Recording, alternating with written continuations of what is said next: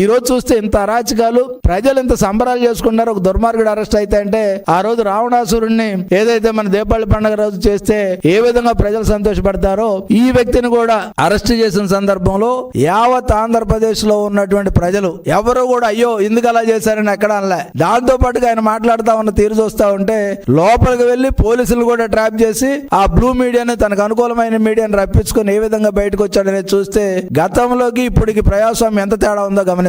గతంలో నైటీల మీద కూడా తీసుకెళ్లి మహిళలను వేధించినటువంటి పరిస్థితి కానీ, ఏదైతే అచ్చెన్నాయుడు గారిని రక్తస్రావంతో ఆపరేషన్ జరిగి ఉన్నటువంటి వ్యక్తిని దాదాపు 16-17 గంటలు రోడ్ల మీద తిప్పి తీసుకొచ్చినటువంటి పరిస్థితి కానీ, దానికి వీళ్ళు వెళ్ళి బట్టలు మార్చుకుంటాను అంటే పర్మిషన్ ఇచ్చి లోపల పంపించి ఆయన చక్కగా తయారై వచ్చే వరకు కూడా వేచి చూసినటువంటి పోలీసుల యొక్క ఈ రాష్ట్రంలో ఇప్పుడు ఉన్నటువంటి ప్రజాస్వామ్యానికి, ఆ రోజు జగన్మోహన్ రెడ్డి అధికారంలో ఉన్నటువంటి ప్రజాస్వామ్యానికి అంత తేడా ఉందనేది కూడా ఒకసారి ప్రజలందరూ కూడా గమనిస్తా ఉన్నారు.